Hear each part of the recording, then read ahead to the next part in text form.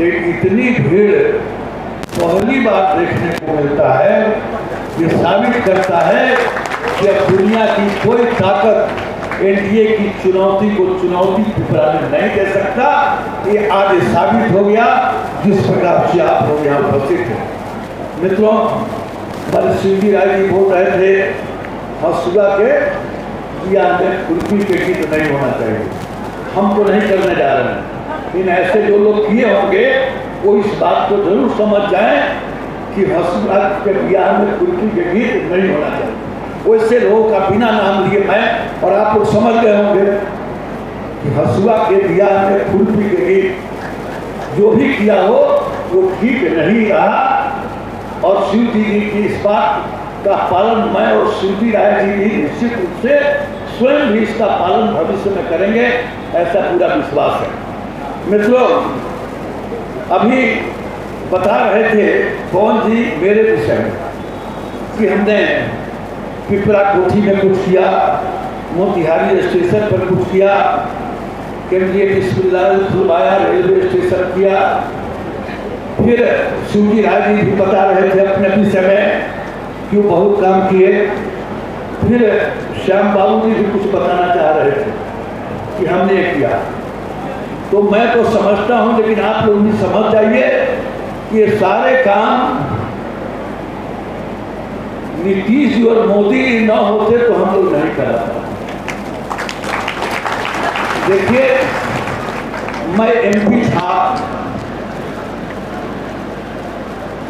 4 बार, मोतिहारी में कुछ नहीं करा था क्योंकि राहुल गांधी का परिवार।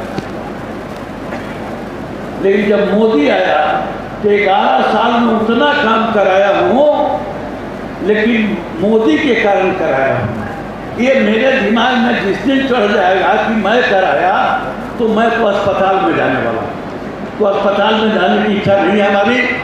ये सारे मोदी और नीतीश के कारण 2005 के बाद बिहार में प्रगति हुई है। उसके पहले हमारी हालत क्या थी? हमारी हालत क्या थी? रोड में गड्ढा था कि गड्ढा में रोड समझ में नहीं आता, अंधेरे में पड़ते थे।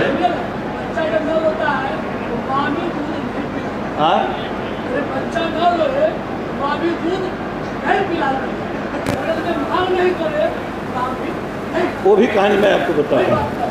तो बिजली नहीं थी और बच्चा की बात शिवरैया जी भी बोल रहे थे, माल बच्चा दूध का।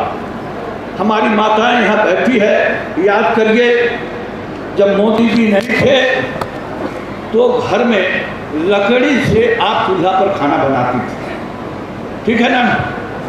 धुआं निकलता था, आंचल से आप अपने आँख की आंसू पोंछते थे।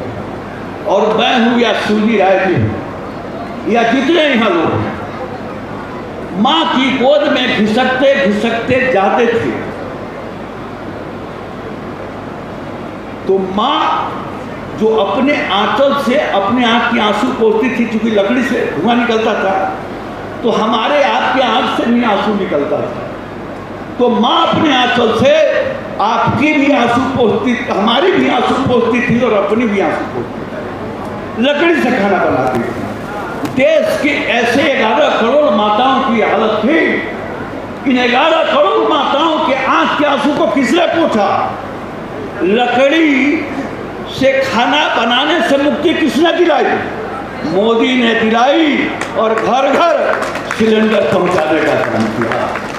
24 नवंबर 2005 को जब आपने बिहार की कमान विकास पुरुष नीतीश कुमार जी को सौंपा था, उस समय बिहार की क्या स्थिति थी? आप किसी भी पैरामीटर पर अगर बात करेंगे तो आपको लगेगा कि काफी परिवर्तन हुआ है साथ।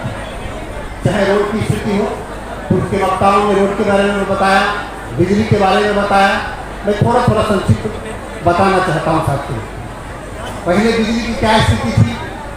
मात्र 17 लाख घरों में बिजली कनेक्शन था। पूरे प्रदेश में मात्र 17 लाख घरों में कंज्यूमर कनेक्शन था। आज लगभग 2.5 करोड़ से ज्यादा परिवार में कंज्यूमर कनेक्शन है। और 2017 तक भी बिहार की विकास की सरकार आदरणीय नीतीश कुमार जी की सरकार ने लगभग बिहार के सभी 39,000 गाँवों में बिजली पहुंचाने का काम किया था साथी। पहले बिजली का प्रोडक्शन जो था मात्र 7,700 मेगावाट हुआ करता था। अभी लगभग 10,000 मेगावाट बिजली का प्रोडक्शन हो रहा साथी।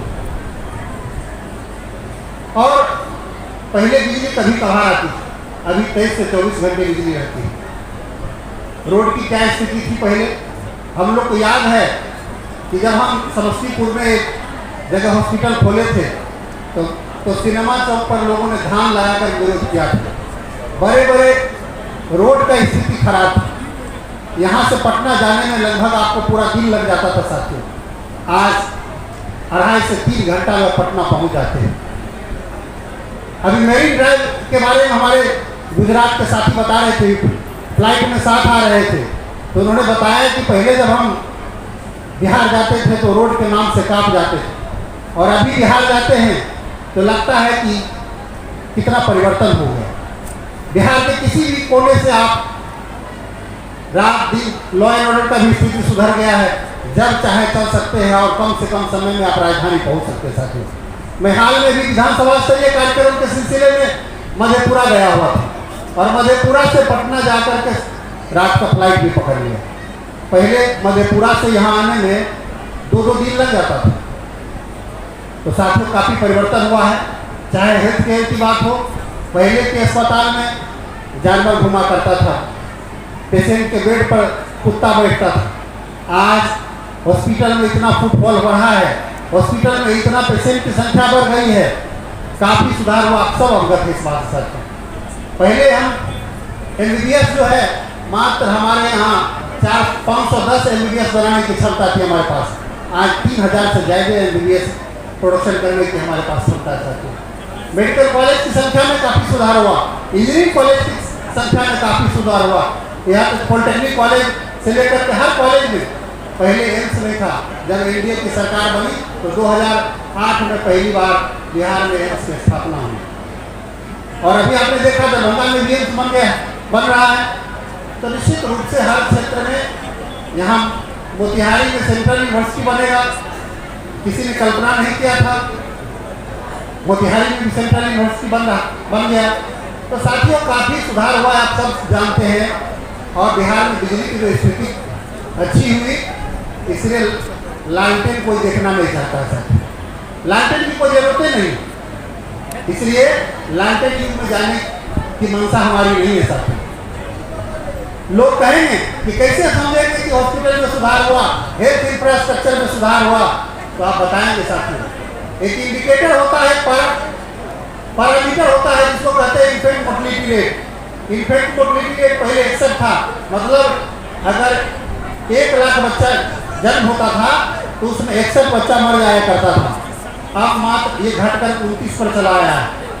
जो डिलीवरी के समय 1000 माताएं अगर डिलीवरी में जाती थी तो 247 माता को कोई प्रॉब्लम होता था और जान गंवानी पड़ती थी। आज वो भी डाटा घट करके आधा हो गया साथियों। तो निश्चित रूप से आप समझते हैं कि हर क्षेत्र में विकास हो रहा है। देश के लेवल पर अभी आपने देखा कि राम मंदिर जो कभी हम लोगों ने कल्पना भी नहीं किया था कि राम मंदिर इतना जल्दी बन जाएगा। 500 साल से रामलला हमारे टेंट में विराजमान थे, लोग मजाक बनाते थे हिंदुओं का। आज इतने कम समय में रामलला का एक भव्य मंदिर भी बना। तो बिहार के बारे में लोग कहते थे कि माँ जानकी का मंदिर कब बनेगा, और आपने देखा देश के गृह मंत्री आकर के यहाँ भी शिलान्यास किए और 1000 करोड़ के लागत से भव्य माँ जानकी का मंदिर सीतामढ़ी में बनेगा। और ये भी क्षेत्र पर्यटन के क्षेत्र में काफी आगे बढ़ेगा। इससे हमारे लोगों को रोजगार भी मिलेगा और क्षेत्र के इंफ्रास्ट्रक्चर में डेवलपमेंट भी होगा। साथियों, पहले की सरकारें थी तो उस समय आतंकवादी आकर के भारतीय जवानों का सिर काट करके ले जाता था और मजाक बनाता था, फुटबॉल की तरह खेलता था, अपमानित करता था।